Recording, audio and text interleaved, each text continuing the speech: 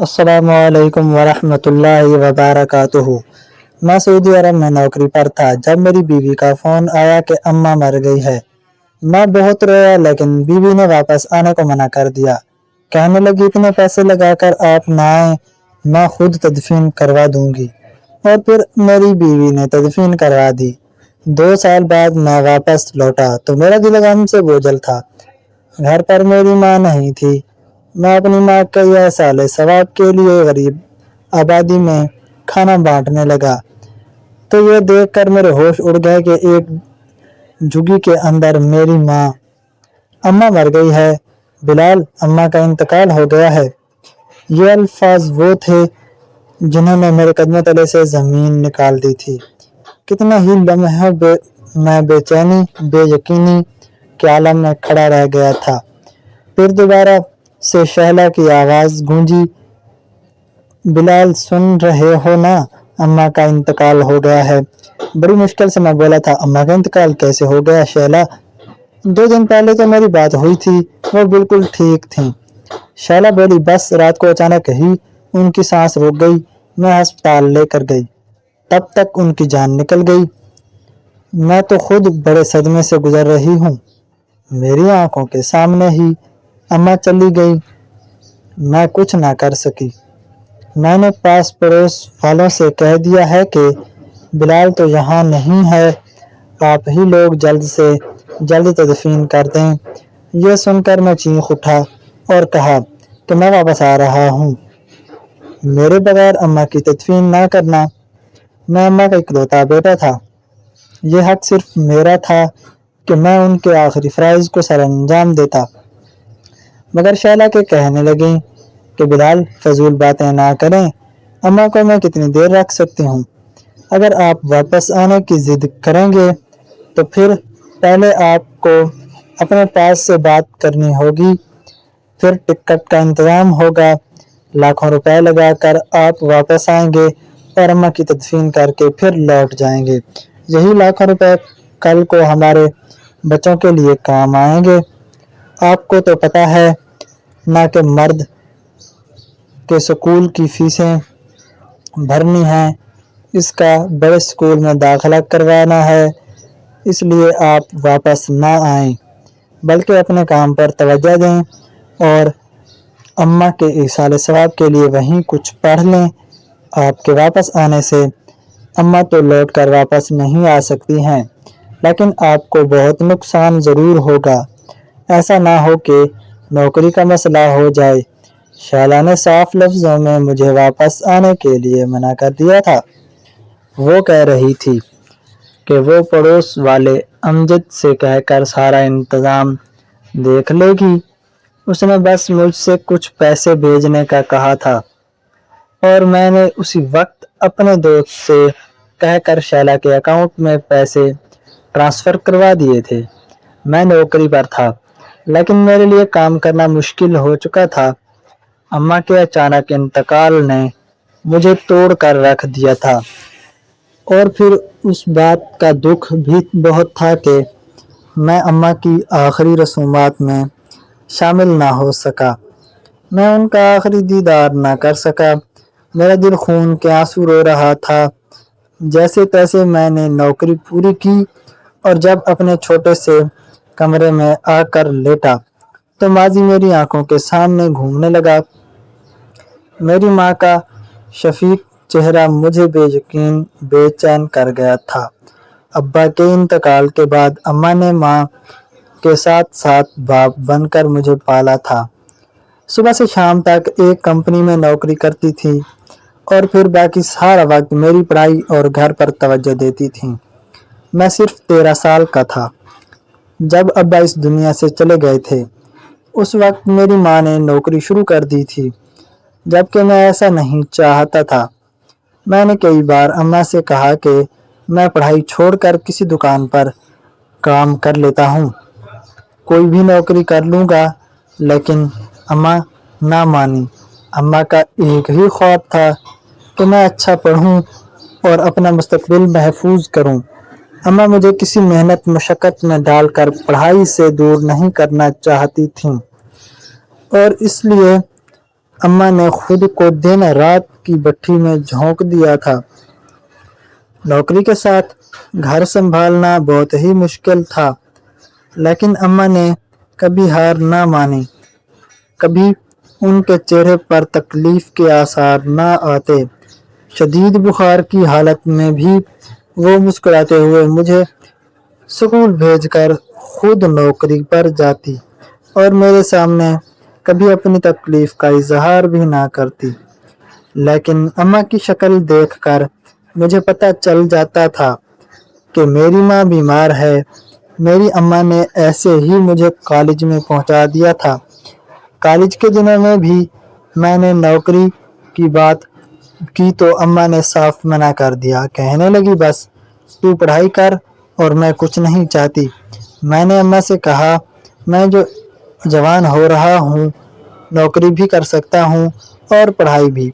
लेकिन अम्मा कहने लगी कि मैं चाहती हूँ तुझे अच्छी स्कॉलरशिप मिले, तू अच्छे नंबरों से पास हो।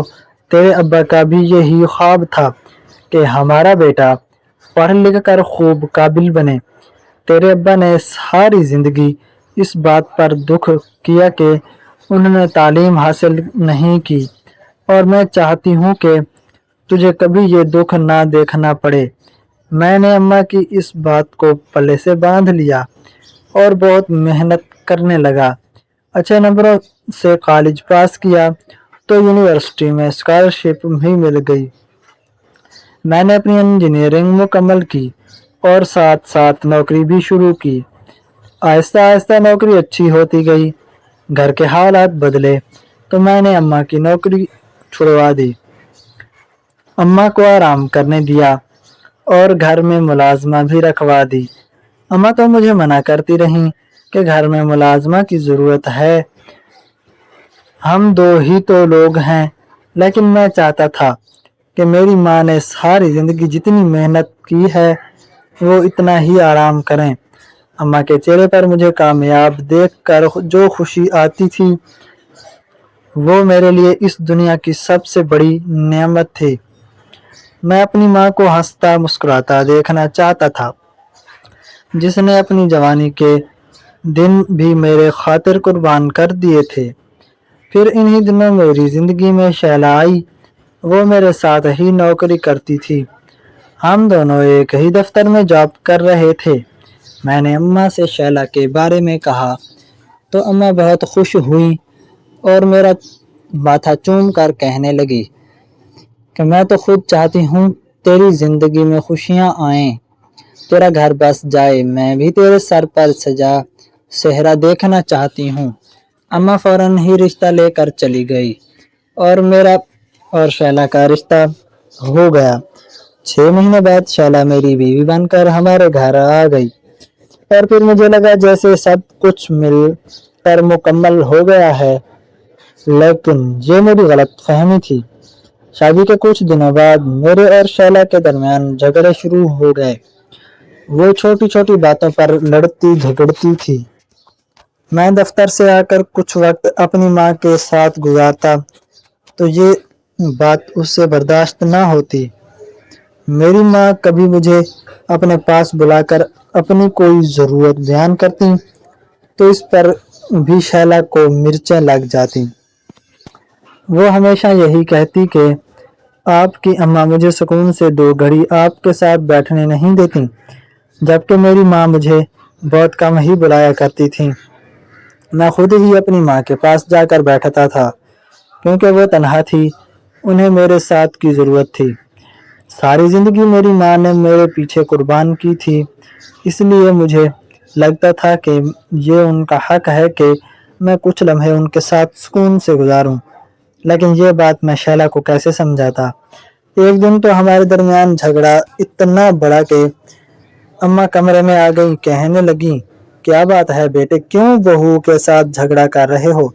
ये सुनकर शैला गुस्से में कहने लगी कि ये आपकी सिखाई हुई पट्टियां ही हैं जो मेरा शौहर बात बात पर मुझ पर झगड़ता है। आप जो इन्हें लेकर बैठ जाती हैं और फिर इनके कान भरती हैं, इसी के बदले में ये सब कुछ होता है।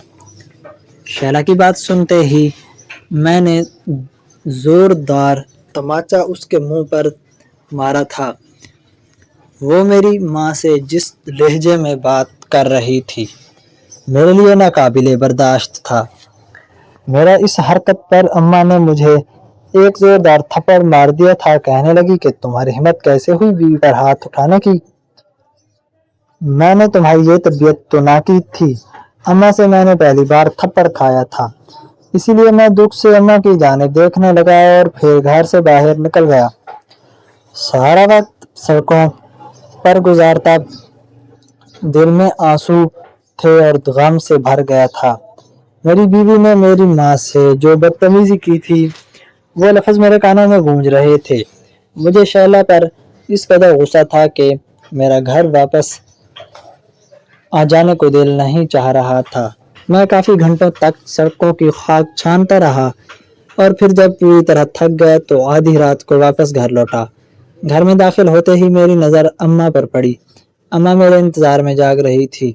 مجھے دیکھتے ہی اماں نے مجھے اپنے پاس بلا لیا، بٹھایا اور کہنے لگی کہ بہو اب بھی نادان ہے، تمہیں سمجھداری سے کام لینا چاہیے، اس کا خیال رکھا کرو۔ اماں نے میرے سر پر ہاتھ پھیرا اور کہنے لگی جاؤ جا کر شیلا سے معافی مانگو، اس نے چاہے جو بھی غلطی کی ہو لیکن تمہیں ہاتھ نہیں اٹھانا چاہیے تھا۔ میں نے اماں سے کہا کہ وہ آپ کے ساتھ بدتمیزی کر رہی تھی۔ اماں کہنے لگیں کوئی بات نہیں، ابھی نئی نئی ہمارے گھر آئی ہے، کچھ دنوں سے وہ خود ہی سنبھل جائے گی۔ اماں کے کہنے پر میں نے کمرے میں جا کر شیلا سے معافی مانگی تو اس نے مجھے معاف کر دیا اور پھر اس دن کے بعد سے اس نے مجھ سے کوئی جھگڑا نہ کیا، بلکہ اس کا رویہ بالکل ٹھیک ہو گیا۔ میرا دل بھی سکون سے بھر گیا تھا۔ میں یہی تو چاہتا تھا کہ میری ماں اور بیوی ایک ہی گھر میں ایک ساتھ خوش رہیں۔ پھر اگلے مہینے مجھے پتا چلا کہ شیلا امید سے ہے تو میری خوشی کی انتہا نہ رہی، لیکن اس خبر کے ساتھ ہی شیلا نے مجھ پر ایک نیا دباؤ ڈالنا شروع کر دیا۔ اس نے اصرار کرنا شروع کر دیا کہ اس ملک میں کچھ نہیں رکھا، تم پردیس کی نوکری کرو، زیادہ پیسے کماؤ تو ہم اچھا گھر بنا لیں گے، تمہارا گھر کا کاروبار جم جائے گا، تم واپس آ جانا، ہمارے بچے کے مستقبل کا سوال ہے۔ شیلا کی بات سن کر میں حیران ہوا کیونکہ نوکری تو میری یہاں بھی تھی، کافی اچھی تھی ماشاءاللہ۔ اگر وہ بار بار یہی کہتی کہ اتنے کم پیسوں میں گزارا ممکن نہیں ہے، ابھی تو ہم دو لوگ ہیں لیکن آگے ہماری فیملی بڑھے گی تو خرچے بھی بڑھ جائیں گے، لیکن میں پردیس کی زندگی نہیں گزارنا چاہتا تھا۔ لیکن شیلا نے اپنے کزن سے بات کر کے میری پردیس میں نوکری لگوا دی تھی اور پھر ایک دن وہ روتے ہوئے کہنے لگی کہ آپ مجھ سے سکھ کی زندگی دینا نہیں چاہتے ورنہ میرے کہنے پر پردیس چلے جاتے، میرے لیے بھی آپ کے بغیر رہنا مشکل ہے لیکن ہمارے مستقبل کا سوال ہے۔ اس کے آنسو دیکھ کر پگھل گیا تھا۔ میں نے اماں سے بات کی تو اماں کے چہرے پر رنگ پیلا پڑ گیا اور وہ میرا ہاتھ پکڑ کر بولی کہ میرے بڑھاپے کے دن ہیں، کب آنکھ بند ہو جائے کچھ پتہ نہیں، میں چاہتی ہوں کہ تم میرے ساتھ ہی رہو۔ اور یہی بات شیلا کے کانوں میں بھی پڑ گئی۔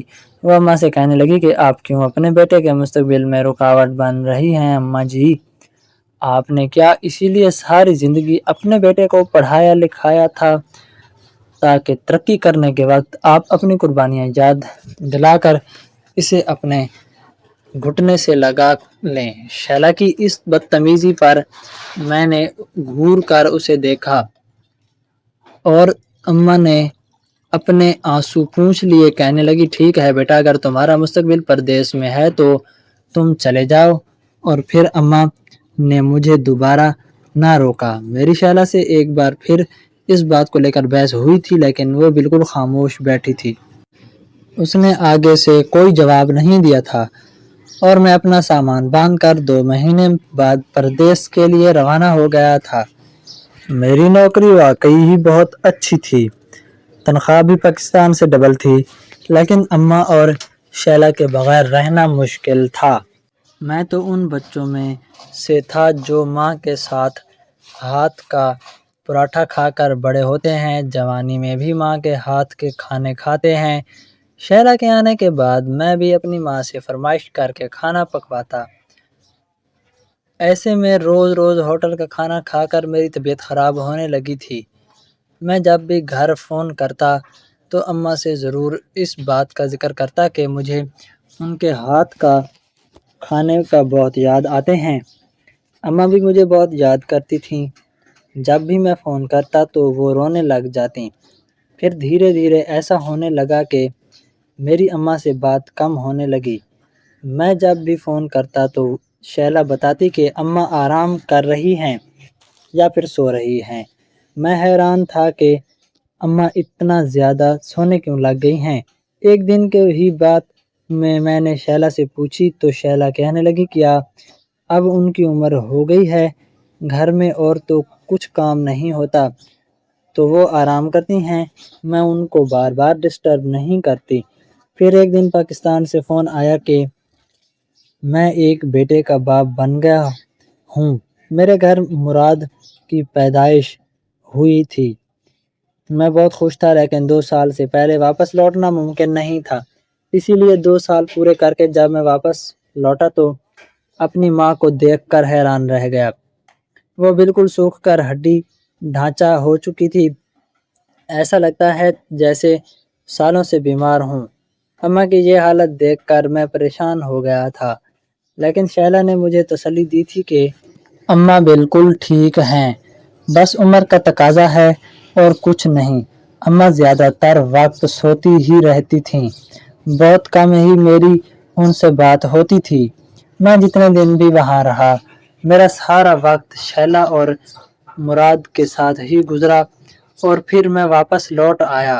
شیلا نے بتایا تھا کہ اس نے کافی پیسہ جمع کر لیا ہے اور جلد ہی وہ یہاں پر اپنا بڑا گھر بنا لے گی، تو مجھے مزید پردیس کی زندگی بھی نہیں گزارنی پڑے گی۔ میں بھی اسی امید پر پردیس کاٹ رہا تھا۔ 2 دن پہلے میرے بیٹے کی سالگرہ تھی۔ میں نے فون کیا تو شیلا سے کہہ کر اماں سے بات بھی کی۔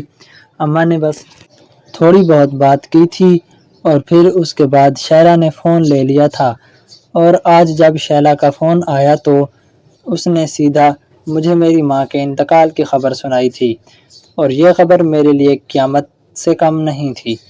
میں اپنی ماں کے جنازے کو کندھا دینا چاہتا تھا، لیکن اس فرض سے محروم ہو گیا تھا کہ کیونکہ ابھی میرے واپس جانے میں 1 سال باقی تھا۔ اماں کے مرنے کے بعد میں ہر دن اماں کے لیے دعائیں کرتا، اماں سے معافی مانگتا کہ آخری وقت پر میں ان کے ساتھ نہ رہ سکا۔ یہ غم مجھے اندر ہی اندر کھایا جاتا تھا کہ 1 سال گزرا تو میں نے اپنی نوکری چھوڑ دی اور ہمیشہ کے لیے واپس لوٹ آیا، کیونکہ میری بیوی گھر بنوا چکی تھی۔ اس نے ایک بڑے علاقے میں گھر خرید کر گھر تعمیر کروایا تھا، پیچھے کچھ پیسے بھی جمع کر لیے تھے، اسی لیے اب مجھے پاکستان میں ہی نوکری کرنی تھی۔ ویسے بھی اماں کے جانے کے بعد شیلا اور مراد اکیلے تھے اور مجھے ان کی بہت فکر ستاتی تھی۔ میں واپس لوٹا تو گھر کی دہلیز کے اندر قدم رکھتے ہی میری آنکھوں سے آنسو بہنے لگے۔ آج میری ماں کا مجھے انتظار کرتی دکھائی نہیں دی تھیں۔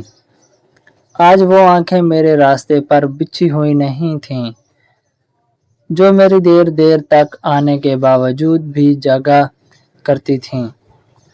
میرے دل میں ایسا غم اٹھا تھا کہ میں وہیں دروازے کے پاس ہی دھاڑے مار مار کر رونے لگا تھا۔ میری حالت دیکھ کر شیلا نے مجھے سنبھالا، اندر لائی کہنے لگی کیوں پریشان ہوتے ہیں، سب کچھ ٹھیک ہو جائے گا، آپ فکر نہ کریں۔ میں نے کہا میں پرانے گھر جانا چاہتا ہوں، مجھے اماں کی بہت یاد آ رہی ہے۔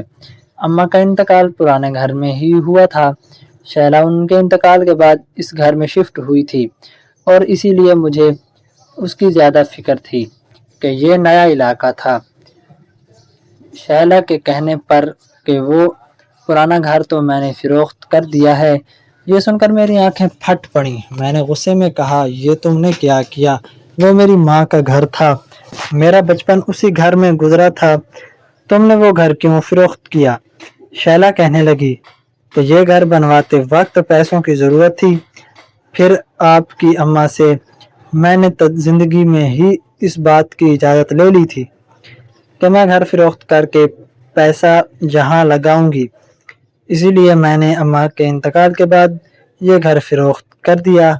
आपको यूँ ना बताया कि आप परदेश में ही परेशान होते रहते, फिर मुझे मना कर देते। मुझे शैला की सास हरकत पर बहुत गुस्सा आया था, लेकिन खैर अब जो कुछ होना था वो तो हो चुका था।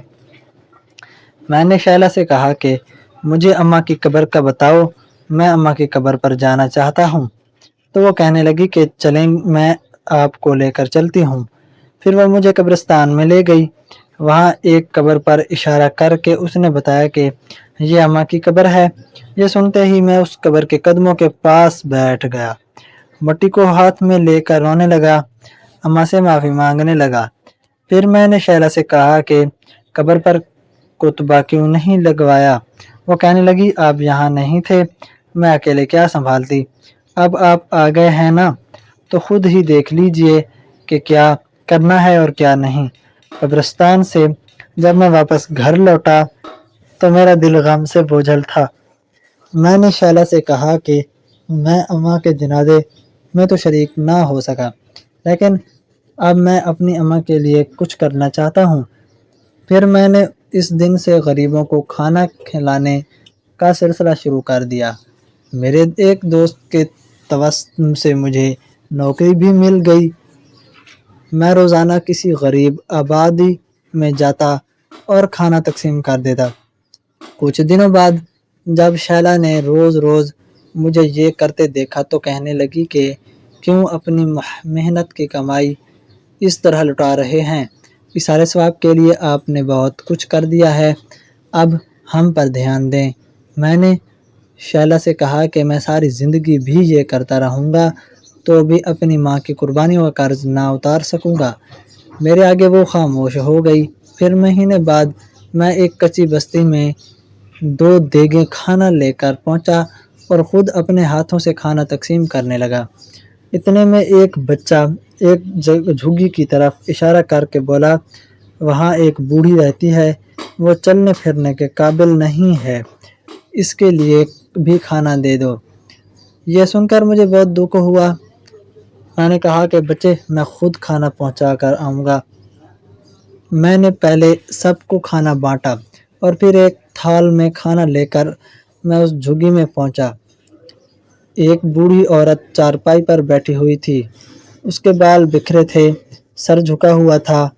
मैंने धीरे से आवाज़ दी और कहा, अम्मा भूखी हो, खाना खाओगी?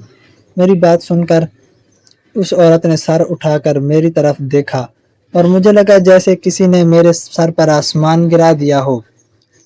वो औरत अपनी छोटी छोटी आंखों से मेरी जानिब देखकर मुझे पहचानने की कोशिश कर रही थी, जबकि मैं तो पहली नज़र में ही उस औरत को पहचान गया था जिसने मुझे जन्म दिया था, पाला पोसा था, मेरी तरबियत की थी, मेरी खुशियों के लिए हर तरह की कुर्बानी दी थी।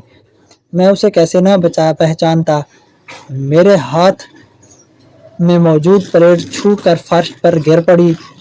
अम्मा ने गिरा हुआ खाना देखा तो गिरती पड़ती चारपाई से उतरी और फर्श पर बैठकर दोनों हाथों से खाना खाने लगी, जैसे ना जाने कितने दिन की भूखी हों। ये देखकर मेरी आंखों से आंसू बहने लगे। मैंने अम्मा कहकर उसे सीने से लगाया तो मेरे सीने से लगते ही अम्मा मुझे पहचान गई। कहने लगी, बिलाल, तुम आ गए हो, तुम कहाँ चले गए थे? मैं अम्मा की किसी भी बात का जवाब दिए बगैर फूट फूट कर रोता रहा। फिर मैंने खुद अपने हाथों से अम्मा को खाना खिलाया, अम्मा के पास बैठा और अम्मा से बात करने लगा। और फिर अम्मा ने एक ऐसा सच मुझे बताया जिसे सुनकर मेरा दिल खून के आंसू रो दिया। अम्मा कहने लगी कि तुम्हारे जाने के बाद शैला का सलूक मेरे साथ बहुत बुरा हो गया था। वो मुझे ज़बरदस्ती नींद की गोलियां देकर सुलाती थीं और वो तुम्हारे लगाए गए उस तमाचे का जवाब मुझसे चाहती थीं जो तुमने गुस्से से उसे मारा था। मैंने 1000 बार उसे कहा कि मैंने कभी तुम्हें उसके खिलाफ नहीं भड़काया। لیکن وہ نہ مانی، میری دشمن بن گئی، اور پھر ایک رات اس نے مجھے دھکے مار کر گھر سے نکال دیا، اور پھر میں ساری رات یہاں وہاں بھٹکتی رہی۔ اگلی صبح میں دوبارہ اسی کے پاس گئی، لیکن اس نے مجھے اندر قدم بھی نہ رکھنے دیا اور مجھے بھگا دیا، اور پھر میں سڑک پر بیٹھ گئی۔ کچھ بھکاری جو بھیک مانگ رہے تھے وہ مجھے بھی اپنے ساتھ یہاں لے آئے، کیونکہ میری حالت کافی خراب ہو چکی تھی، اور پھر میں نے بھی بھیک مانگتے کا سلسلہ شروع کر دیا۔ مجھے نہیں پتا کہ شیلا گھر بیچ کر کہاں گھر لیا۔ میں کئی بار اپنے گھر گئی، لیکن نہ تم تھے نہ شیلا۔ میں کیا کرتی؟ اس لیے اس چھوٹی جھونپڑی میں گزارنے لگی۔ جو لوگ مجھے یہاں لائے تھے انہوں نے مجھے یہ جھونپڑی دی، اور وہی اپنے ساتھ ساتھ میرے کھانے کا انتظام بھی کر دیتے تھے۔ پہلے تو میں بھیک مانگ لیتی تھی، کچھ عرصے سے طبیعت اتنی خراب ہے کہ اب تو بھیک مانگنے کے لیے بھی نکلا نہیں جاتا۔ یہ کہہ کر میں رونے لگی اور میرا دل پھٹ گیا۔ میں اماں کا ہاتھ پکڑ کر اپنے بڑے سے گھر میں واپس لوٹا تو اماں کو میرے ساتھ دیکھ کر شیلا کے چہرے کا رنگ بدل گیا۔ اس نے سوچا بھی نہیں تھا کہ اماں مجھے اس طرح مل جائے گی۔ میں نے غصے میں شیلا سے پوچھا کہ اس نے یہ سب کیوں کیا؟ تو وہ نظریں چرا گئی، پھر کہنے لگی، کیونکہ آپ کی اماں میرے اور آپ کے بیچ میں دیوار کی طرح تھیں۔ آپ کو اپنی اماں کے آگے کچھ دکھائی نہیں دیتا، اس لیے میں نے ان سے جان چھڑائی، لیکن آپ کی اماں تو ساری زندگی میرا پیچھا نہیں چھوڑے گی۔ مجھے شیلا کی ذہنی حالت پر افسوس ہوا تھا، جس نے نہ جانے کس کی قبر پر لے جا کر مجھے یہ کہہ کر بٹھایا تھا کہ وہ میری ماں کی قبر ہے۔ میں نے اسی وقت شیلا کو طلاق دی اور اسے گھر سے جانے کا کہہ دیا۔ شیلا مراد کو لے کر چلی گئی تھی، اور میں اپنی ماں کے قدموں میں بیٹھ گیا تھا۔ میں اپنی ماں کی قربانیوں کو کیسے بھول سکتا تھا؟ میری ماں نے مجھے روکنا چاہا تھا کہ میں شیلا کو طلاق نہ دوں، لیکن میں ایک ایسی عورت کے ساتھ مزید زندگی گزارا نہیں کر سکتا تھا جس نے میری ماں کے ساتھ اتنا ظلم کیا۔ کچھ عرصے بعد میری ماں کا انتقال ہو گیا۔ وقت تیزی سے گزرتا چلا گیا۔ میں نے دوسری شادی کر لی۔ میری دوسری بیوی بہت اچھی ہی تھی اور نیک تھی۔ اس نے میرا بہت خیال رکھا۔ اس سے میرے 2 بچے تھے۔ ہم اپنی ایک جگہ زندگی گزار رہے تھے۔ وقت تیزی سے گزرتا چلا گیا۔ میرے دونوں بچوں کی بھی شادی ہو گئی، اور پھر ایک دن میں اپنی بیٹی سے ملنے اس کے سسرال جا رہا تھا، جب راستے میں ایک فقیری نے میری گاڑی کا شیشہ بجایا۔ میں نے جیسے ہی شیشہ اتارا تو میری آنکھیں کھلی کی کھلی رہ گئیں، کیونکہ وہ کوئی اور نہیں بلکہ شیلا تھی۔ اس نے کٹورا میری طرف بڑھا کر بھیک مانگی تھی۔ اس کی ذہنی حالت ٹھیک نہیں تھی، وہ مجھے بالکل بھی نہیں پہچانتی تھی۔ اتنے میں ایک دوسری عورت بھاگتی ہوئی آئی اور شیلا کو کھینچ کر لے گئی، کیونکہ سگنل کھل چکا تھا۔ میں ایک سائیڈ پر ہو کر رکا اور میں نے دوسری فقیرنی کو اشارے سے بلایا اور پوچھا کہ یہ کون ہے، اسے کیا ہوا ہے؟ تو اس نے بتایا کہ اس کا بیٹا اسے جھگیوں میں چھوڑ کر چلا گیا ہے۔ پتہ نہیں کون تھا، کہاں رہتا ہے، لیکن اب یہ ہماری ہی ساتھی ہے، ہمارے ساتھ رہتی ہے۔ اس کا ذہنی توازن بگڑ چکا ہے، کیونکہ اس کے اکلوتے بیٹے نے اسے خود ہمارے حوالے کیا ہے۔ سنا ہے اس کا بیٹا بہت امیر ہو گیا ہے اور اب وہ اپنی ماں کو اپنے ساتھ نہیں رکھنا چاہتا ہے۔ یہ کہہ کر وہ فقیرنی تو چلی گئی تھی، لیکن میں قدرت کی انصاف پر حیرت زدہ رہ گیا تھا۔ اس نے میری ماں کو جس حال میں پہنچایا تھا، آج وہ خود ہی اسی حال میں پہنچ گئی تھی۔ کبھی کبھی انسان کو اپنے گناہوں کی سزا اس دنیا میں ہی مل جاتی ہے، اور شیلا کو دیکھ کر مجھے اس بات پر یقین آ گیا کہ میں نے شیلا سے کبھی بے انتہا محبت کی تھی، لیکن شاید وہ اس محبت کے قابل نہیں تھی۔ اس نے خود کو میری نظروں میں گرایا تھا، اپنے کردار کو میلا کیا تھا۔ اس کی سزا وہ بھگت رہی تھی۔ میں آپ لوگوں سے بس اتنا کہوں گا کہ ہمارے ماں باپ ساری زندگی ہمارے لیے قربانیاں دیتے ہیں، اس لیے ہمیں آخری دم تک ان کی قربانیوں کو یاد رکھنا چاہیے۔ ناظرین، آپ کو آج کی یہ کہانی کیسی لگی کمنٹ باکس میں اپنی رائے کا اظہار ضرور کیجیے۔ ناظرین، مزید اس طرح کی ویڈیوز اور سبق آموز کہانیاں دیکھنے کے لیے اور سننے کے لیے ہماری ویڈیو کو لائک کریں، شیئر کریں، اور ہمارے چینل پر نئے ہیں تو ہمارے چینل کو سبسکرائب کر دیں۔ کل ملتے ہیں ایک نئی اور دلچسپ کہانی کے ساتھ۔ اپنا خیال رکھیے گا، تب تک کے لیے اللہ حافظ۔